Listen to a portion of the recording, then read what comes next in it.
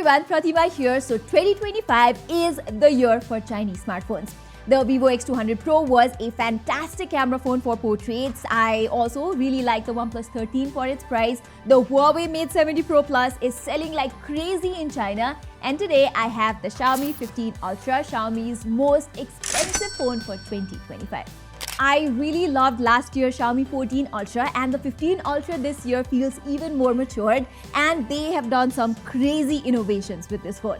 For me, a proper flagship phone must excel in 7 key aspects, and this phone gets a solid A in most of them. The 7th aspect is where this phone is not an A+ and might be a deal breaker for some. I'll talk more about that in the end, but first let's talk about the cameras. And here, the Xiaomi 15 Ultra is the only phone right now to offer 4 flagship level camera sensors.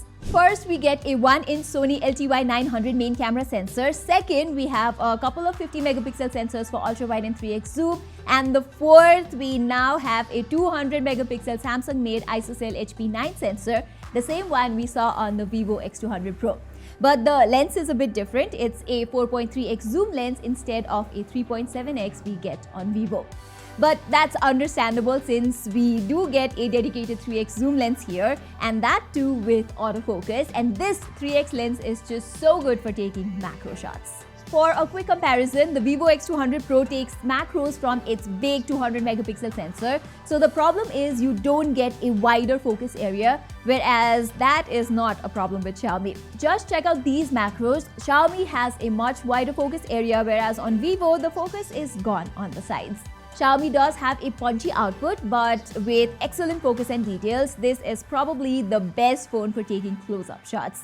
Another aspect of the camera the Xiaomi 15 Ultra is so good at is taking portraits. Xiaomi has once again collaborated with LEICA to optimize the color science, and the portraits it can produce are just so much different than what we have seen on flagship phones over the years. Here, the default 4.3x portraits have one of the best skin tones that I have seen on a smartphone. I have clicked most of them in the master portrait mode, which produces overall vibrant photos, and they just look fantastic. I can also take 6x portraits from it, and since it's the 200 megapixel sensor cropping the images, you still get good details. And how can I forget about the LEICA black and white mode? Just check out this photo of a cute little girl. I am 100% sure people will mistake it for a photo captured by some professional grade camera. It's that good. Now, you might say there's black and white mode on other flagship phones too, right? So that's nothing new.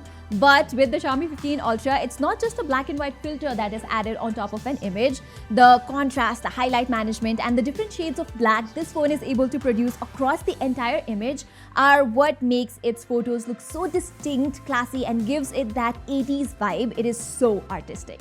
However, one downside I found with this 200 megapixel 4.3x lens is that it's not as fast and stabilized as the Vivo X200 Pro.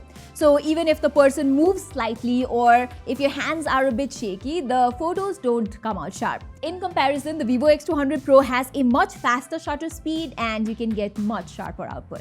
And this is particularly more pronounced when I'm clicking 20x or 30x zoom photos. But if you're able to keep your hands steady, the zoom photos are quite nice here. The main camera of the Xiaomi 15 Ultra is also flagship grade.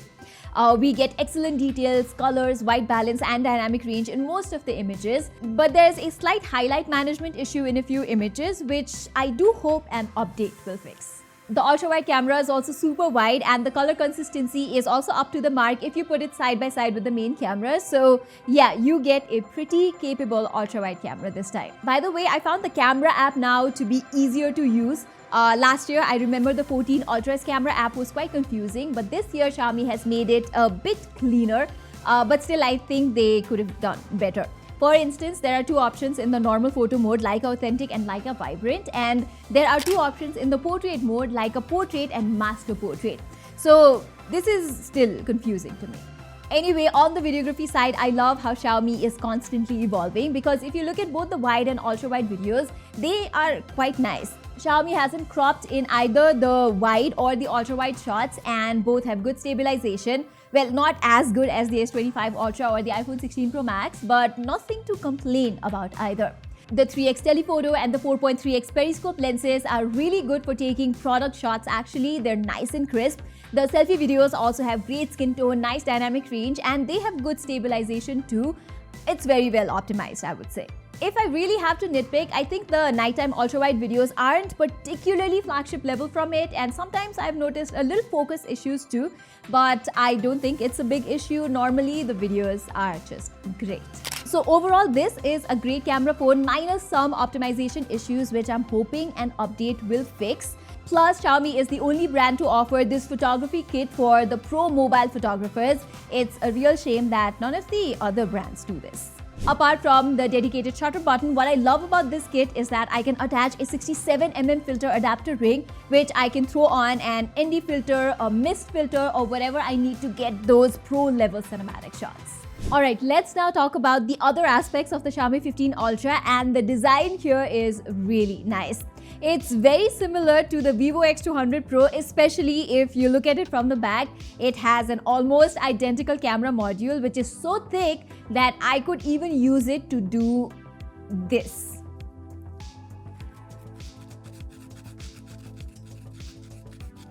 It's a helpful kitchen gadget.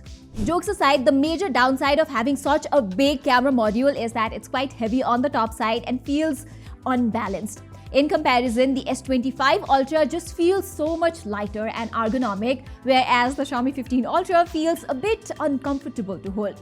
Now, using a case does help, and over time you should get used to it. Now, in terms of protection, Xiaomi has used its own Shield 2.0 for display instead of the more popular Gorilla Glass Victus 2, and they also have not mentioned which glass is used on the back. There is Gorilla Glass 7i on the camera module, but still this one feels like a weird compromise.